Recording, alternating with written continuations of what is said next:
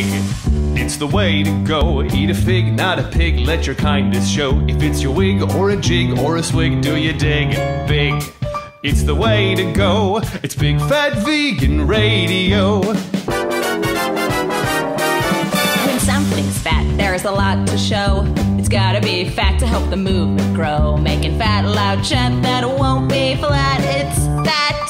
And here's our show. It's Big Fat Vegan Radio. I just got that vegan glow, like a drag queen calling Patrick Goudreau. I'm a YouTube beacon cooking up good eating. Veganism makes me glow. It's Big Fat Vegan Radio. All right, vegans, all together now. When something's fat, there's a lot to show. It's gotta be fat to help the movement grow. Making fat loud chant that won't be flat. It's fat. It's the way to go. It's Big Fat Vegan Radio. Hey everyone, welcome to Big Fat Vegan Radio. Today we're podcasting from Wisconsin to discuss veganism in all of its glory. I am Ben Strothman, otherwise known as Honey LaBronx, everyone's favorite vegan drag queen. And I'm usually joined by my co-host Laura Yaz, vegan writer and entertainment know-it-all. But today I am going solo because I'm bringing you Big Fat Vegan Radio's first ever field piece. More on that in a bit. You can check us out on Twitter, Facebook, and YouTube by searching for Big Fat Vegan Radio. And you can follow along with our show notes at bigfatveganradio.com. So I am here visiting my family in the Milwaukee area, and I had an opportunity this weekend to go over to Verona, Wisconsin, with some people from Citizens United for Animals, a local Milwaukee area animal rights organization. And we participated in a volunteer day for the Heartland Farm Sanctuary. It's Wisconsin's only dedicated sanctuary for farm animals. And I had a really awesome day. I got to roll up my sleeves and out in the freezing cold, do a lot of fun work to help out the people who help animals with a bunch of good friends. And we had a really great time. And while I was there, I had an opportunity to meet the barn manager, Sarah Solberg, and I heard so many wonderful stories about her work there and about the history of the sanctuary that I called Laura and I'm like, hey, we have a really great story here.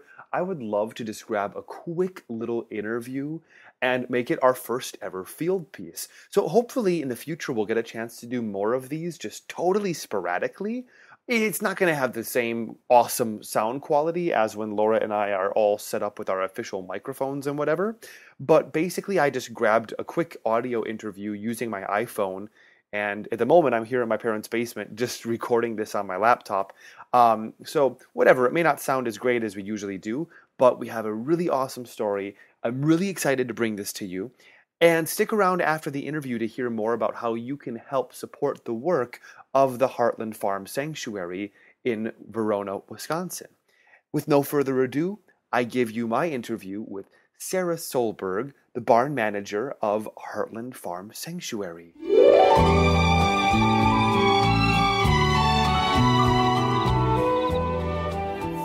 I am here with Sarah Solberg, the barn manager at Heartland Farm Sanctuary.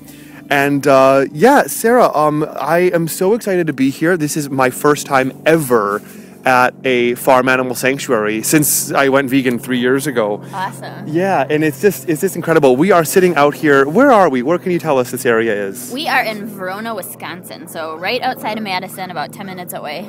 Okay, and more specifically, we're in the sheep pen or the goat pen? Oh yes, we are in the goat and sheep pen.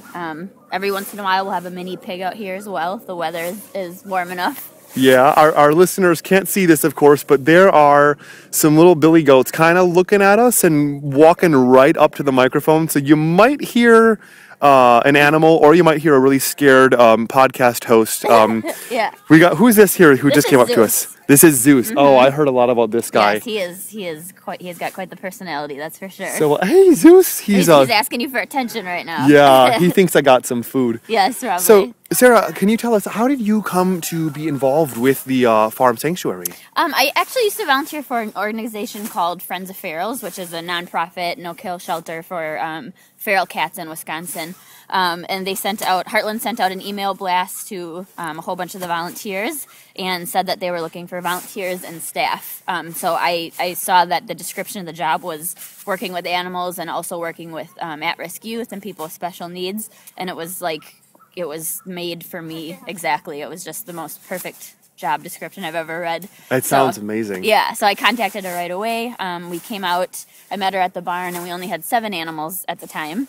But I got hired right away, and I was like crying happy tears on the way home. I was so happy. I can see why, being here with all these animals. How long have you been here? It's been 2 years this January now, actually. Oh, that's so incredible. Happy anniversary. Thank you. So can you tell us about a bit about the sanctuary and the work that they do? Yeah. So we've been around for about 3 years now. It all started with the founder, Dana Berry, who she was a victim of trauma at a young age, and she realized that animals were very helpful for her in getting through that. So she just kind of had this idea to start a sanctuary in Wisconsin, of all places. I mean, we're probably the place that needs it the most. Yep. And we are the first fully dedicated farm sanctuary in Wisconsin. Wow. So she started out with just Clark and Diana, 2 little goats, and the idea of wanting to help animals in need and also people in need, and mixing those 2 together. So we have been able to reach out to, we've rescued well over 100 animals at this point. Oh, incredible. In the 3 years that we've been around.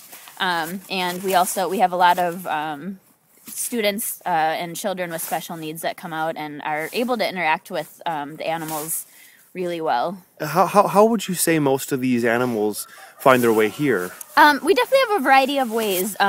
We do have some that come from really serious neglect and abuse cases, and we have seen the animals recover from that tremendously. The fact that our animals are able to trust us and be around humans is just so, it's amazing. It really is. Yeah. So we do have some that have come from neglect cases in which the law has been involved, and then we get contacted. We have some where they're found stray. We don't necessarily know their history. We can hypothesize that some of them probably got away from a farm or fell off a transport truck. Yeah. We have some where people can't afford to take care of the animals anymore, or they're just overwhelmed, and they come to us and ask for help because they just can't handle them.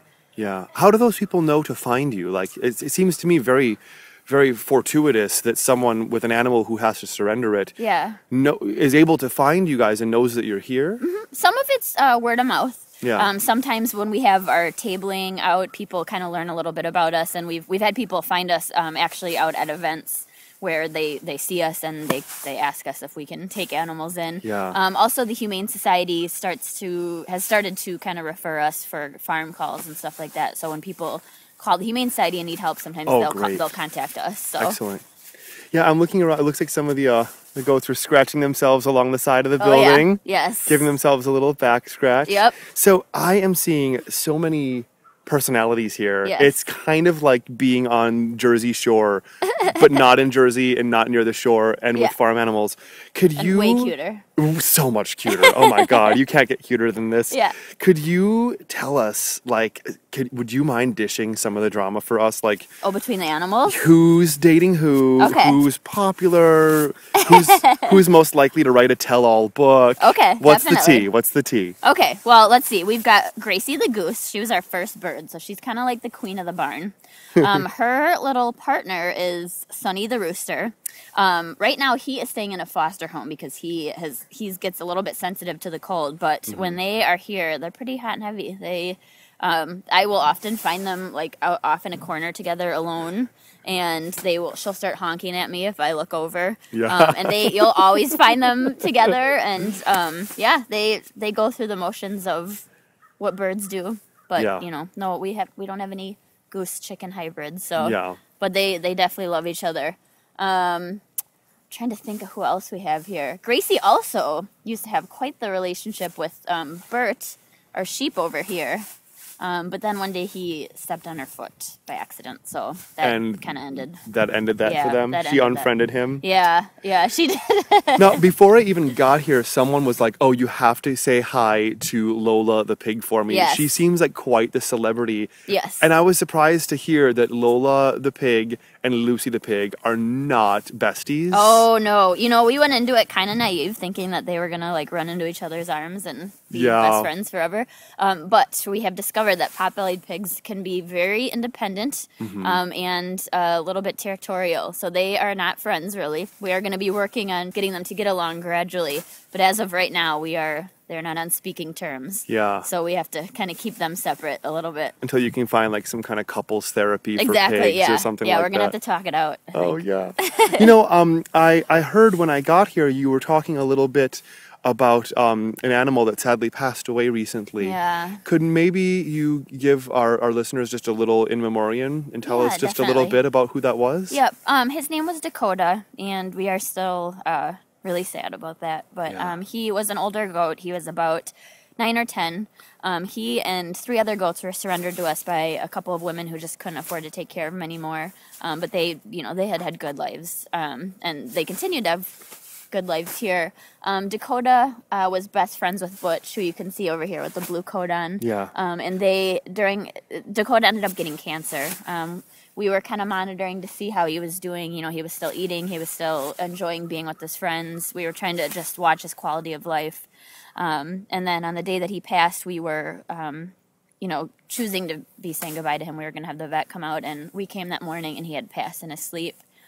His friend Butch was still laying on him, like, to the end. He had, and I'd never seen animals grieve before until that moment, and it was really beautiful. Like, they all took their turns kind of saying goodbye to him. They were all being very gentle, and when I, even, like, usually when we open the door, they all run out and want to get out, but they did not. And Butch would even, like, lay his head on his body, and it was beautiful, and I'm glad that he passed. He just fell asleep. Yeah. But it is not easy. I can imagine. But I mean, the flip side of that is just how wonderful it is to know that these animals died of natural causes and loved to death. Exactly. They died knowing that they were loved by animals, both human and non-human, and that they died with a lot of friends. Yes. So we could all wish to have such a happy ending. I am here today with a group of friends from KUFA, a group here in Milwaukee, Citizens United for Animals. And I was just fortunate enough to find them on Facebook and team up with them to come out here for this volunteer day. So I'm here on a volunteer for Heartland Farm Sanctuary Day. As a volunteer, I was shoveling some out of Lola's pen with my good friend Sarah. We appreciate that. And then I was shoveling another pile of making it a taller pile instead of a wide pile. And then we got to make a lovely salad for Zeus and some of his goat friends. Yep. And I'm wondering, do you guys have any opportunities for people to get involved? Can you tell us about opportunities for outreach, opportunities for fundraising, any important dates coming up? Yes, we definitely have some important dates coming up. So we do have a gala coming up in April, and I believe it's on April 14th. That is our biggest fundraiser of the year. That's the fundraiser that we really hope is going to carry us through the year, essentially.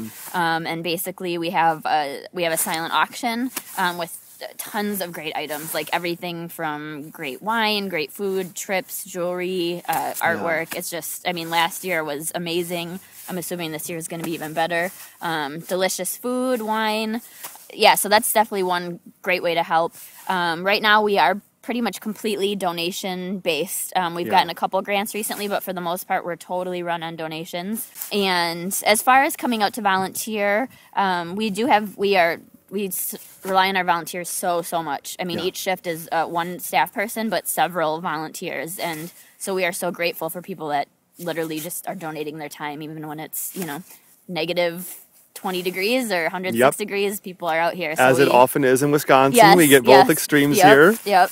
So people can always contact me through the website, Sarah, and I'm on the website, and they can contact me, and we can always work out different volunteer opportunities. Yeah. Like this, for instance, was, you know, you guys came out and did a work day, and then you get to hang out with the animals and interact and stuff like that. Yeah. So there's a variety of ways that people can help out, and since we're still new-ish, we're still working out new and inventive ways of volunteering. So it's ever changing. And you said you guys do like a lot of tabling, so you must be involved in a lot of outreach as well. Yep. So we do. So some of our animals that are really friendly, we take them out sometimes.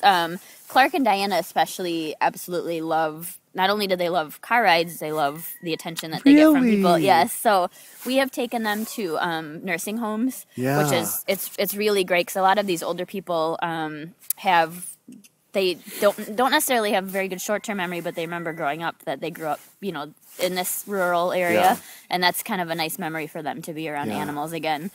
We do some tabling, like at the local co-op. The co-op was selling our coffee for a little while in Madison, Willie Street Co-op, and which was really awesome. So we did some tabling there, and we just tell people about Heartland, you know, what we do, who we are, about our animals. And so that's definitely another opportunity. And as it gets nicer out, we're going to be looking at more opportunities of tabling and just kind of getting the word out about Heartland. So I never would have imagined that, you know, that these animals would enjoy a car ride, but why wouldn't they? That sounds exciting for them. Yeah. And for them to be able to go to people and make the rounds and meet people. Yeah. I would imagine that there's a lot of people who come here, or a lot of people who meet the animals when you take them out, who have such transformational experiences with these animals. Do you have anything you can tell us about that, or do you ever hear from people who, as a result of these interactions, sort of rethink their relationship to animals? Yeah, you know, we definitely have had volunteers that come here that don't really know anything, or even just visitors that don't know anything about farm animals. Yeah. They don't really understand the connections that we can have. That, you know, they're just kind of viewed as a commodity to most people, I would say. So we've had people that have come out here that have never had an experience with a farm animal and have absolutely fallen in love with a chicken. Yeah. Something that they never thought would happen. We've definitely had people kind of rethink their eating habits after, you know, putting a face to the name, so to speak. Yeah. And just realizing that these are sentient beings fully capable of love, and they genuinely want human touch and attention. As you can see, they are just like any cat and dog when it comes to wanting to get pet. Yeah. Sometimes even a little bit pushier, because she can get a little head buddy if you stop petting them when they want to get pet. So. Yeah, my cat, like my mom always says, they take what they want, and when they get when they've had enough, they let you know, and they leave you. Yep. You know, one of the things that I've really wanted to, I'm an uncle 8 times now, soon to be 9. Wow. Congratulations. Thank you. And you know, after I went vegan, I started to learn how, like, circuses and even zoos. Oh yeah. Something I used to love taking part in, going to the zoo, how they're really just, you know, just unfair to animals and exploitive of them. And you know, I have nieces and nephews who I would love to, normally in the past I would have loved to take them to the zoo, but I've thought how wonderful it will be to take them to a farm sanctuary where they can see animals, you know, in a fair, you know, and just kind of environment and interact with them. How old would you say is an appropriate age for people to bring children here?